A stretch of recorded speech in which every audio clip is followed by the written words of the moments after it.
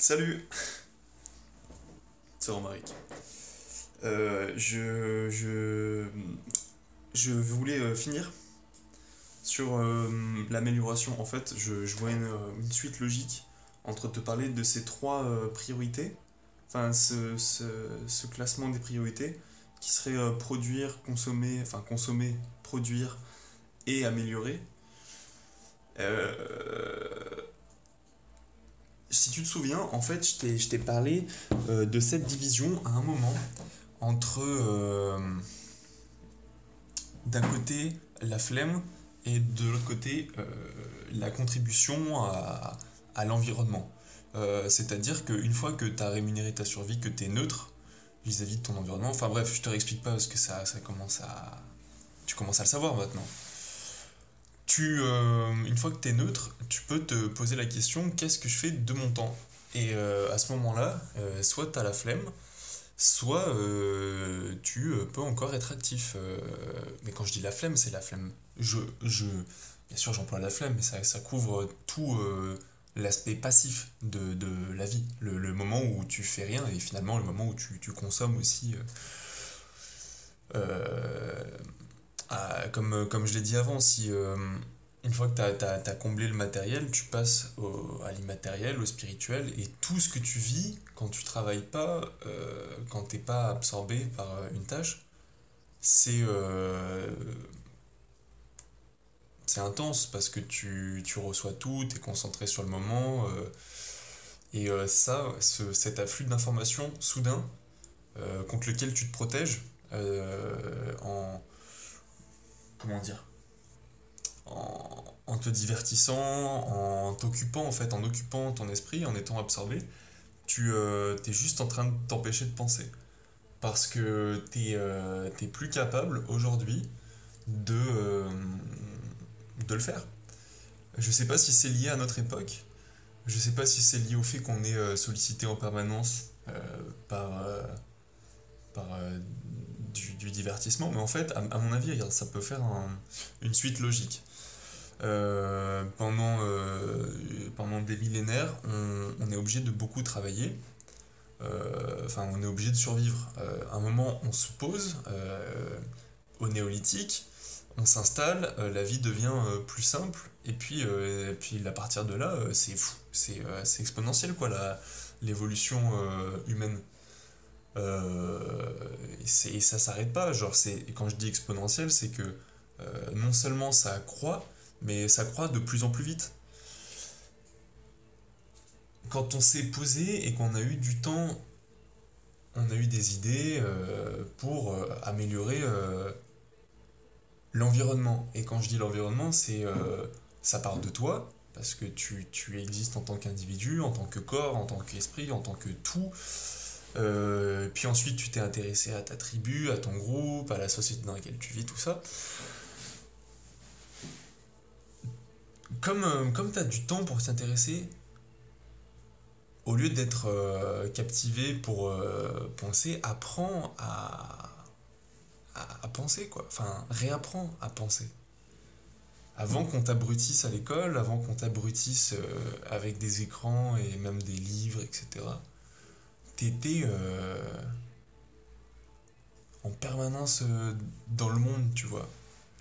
Et je pense qu'il faut qu'on retrouve un équilibre. Je dis pas que c'est l'idéal parce que souviens-toi quand t'es bébé, regarde les vieux très vieux, t'es pas très conscient quoi. Si t'es vraiment ouvert, que t'arrêtes de penser, bah tu vas te laisser mourir quoi.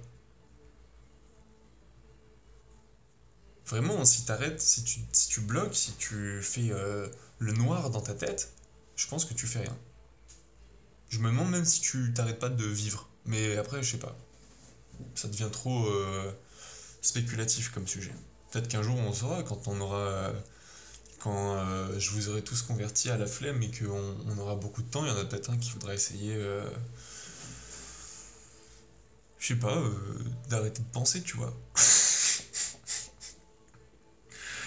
Je sais qu'il y en a qui sont, qui sont assez avancés sur le sujet, mais pas encore assez parce que bah, ça s'est pas encore éteint vraiment, quoi. Franchement, ça serait intéressant, mais le problème c'est que J'ai l'impression, moi, d'être encore trop attaché à ma vie pour risquer d'arrêter de vivre, en fait. Voilà, je sais pas, c'est trop tôt. Enfin, je veux dire, je vais pas décider de mourir. Ça m'arrive. Mais j'ai pas décidé moi-même de risquer ma vie. Voilà. Bon, du coup, à ce moment où t'as la flemme, tu vas inconsciemment finir par recommencer à être actif. Tu peux pas vivre de la flemme. T'as pas envie d'arrêter de vivre, donc tu vas te pousser toujours à,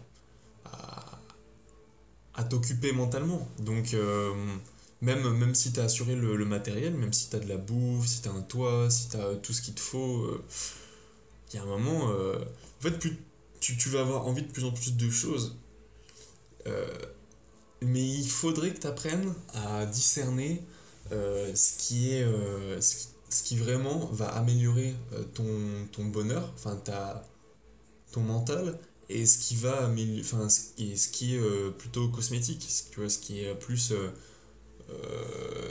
en gros, ce qui se passe chez les gens qui ont beaucoup d'argent, c'est que ils ont cette ils ont tellement d'argent, si tu veux, que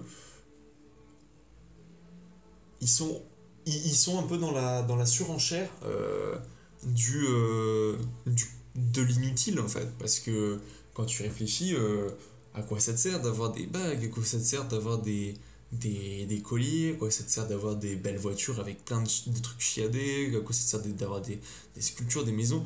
En gros, il y a des personnes qui ont, auraient apparemment tellement produit qu'elle pourrait entre guillemets se permettre le loisir d'investir des jours et des jours et des heures et des mois de travail de plein d'autres personnes. Il y a un rapport de déséquilibre. Si tu produis plus, enfin si tu consommes, non, en gros il faudrait que tu consommes ce que tu produis. Après, le jour où ça sera tout automatisé et puis où ça sera un système complètement permacole, où il y aura où tu n'auras plus besoin de penser, mais ça sera la nature et les robots, et toi tu seras là en train de jouer pour gérer un peu tout le tintouin là. Euh, ah, putain, le jeu, faut que je t'en parle. Ah, je pense que ça va être la 10e vidéo. Je me sens d'attaque. Mais là, en fait, dans cette vidéo, je voulais avant tout te dire euh, pourquoi il faut que tu sois actif et pourquoi il faut que tu cherches à améliorer ton environnement. En fait, c'est juste qu'il faut que tu développes une posture où tu dois te convaincre de que tout va bien se passer. En fait, qu'il y a rien, il peut rien t'arriver de mal. Euh, c'est pas un défi que je lance, hein. Je dis pas que je suis prêt à supporter une surenchère de souffrance, mais dans la vie, telle qu'elle va arriver, il y a tellement peu de chances qu'il m'arrive une catastrophe. Et s'il m'arrive un truc absolument terrible, et ben c'est la vie malgré tout, tu vois. Enfin, genre ça devait arriver, c'est comme ça, il faut l'accepter. Faut pas s'accrocher, faut pas lutter contre quelque chose qui est arrivé. Et bon, ce qui t'empêche d'être justement dans cette posture où tu acceptes tout, c'est que t'as peur, en fait. T'as peur du futur, t'as peur de perdre, juste. La peur du futur, elle vient du fait que t'as peur de perdre ce que t'as. Mais nous, en tant qu'occidentaux qui avons les moyens, enfin, on se pose la question de manière un peu plus viciée parce que on a déjà tout ce qu'il faut. C'est tout, on a déjà tout ce qu'il faut. Et ce qui nous empêche d'avoir l'idéal, c'est tout le cosmétique en fait. Je pense que ce qui est important vraiment, il est déjà là. Il est dans la nature, il est dans la connaissance de soi, l'acceptation de soi, la mise dans la posture de confiance. Et puis dans l'échange aussi avec les autres, dans le fait de se connecter avec des humains, bien sûr, et puis aussi avec la nature. Et puis peut-être plus tard avec des machines ou d'autres formes de pensée. Enfin, tu vois, il faut inclure vraiment ce qui donne la confiance. Et là, je le sens quand je t'en parle, ce qui donne la toute confiance, comme j'ai envie de l'appeler, parce que euh, même les choses mauvaises, c'est des expériences qui t'apprendront. Il y a peu de chances pour que tu meurs, et quand bien même tu mourrais, là, je me sens exalté en te le disant, mais ça redescendra, hein, je serai moins convaincu de ça dans quelques heures si tu. Enfin, tu comprends quoi. Mais là, je me dis que je meurs, mais ça fait partie du cycle et c'est pas grave. Enfin, la toute confiance, elle vient du fait qu'on ne doit pas se penser exclu du tout. On n'est qu'un amas de particules, il n'y a rien qui nous sépare réellement euh, de, de la lampe. Là. Tu vois, il n'y a rien qui me sépare de ça, même quand je la touche pas. En termes de nature, on est composé des mêmes particules subatomiques, enfin je sais pas, la particule qui peut pas être décomposée, la particule primordiale, j'ai envie de l'appeler, y a rien qui nous sépare, on est tous les deux composés de ça. Et c'est juste l'agencement de ces particules qui fait que euh, je peux différencier la lampe de moi, et même je suis capable mentalement de faire cette différence, tu vois. Tout ça, c'est juste une différence de place. Et quand je vais mourir, toutes les particules qui me composaient vont juste changer de place. Tu comprends? Et quoi qu'il se passe, quoi qu'intense soit la sensation que tu ressens, de désir, de frustration, de colère, de tristesse, de bonheur, c'est juste des mouvements de particules. De cette particule. Ou de cette particule ou de cette vibration, c'est pas encore vraiment, tu vois. Mais je vais te parler de cette particule, c'est plus simple à mentaliser, je trouve. En tout cas pour moi.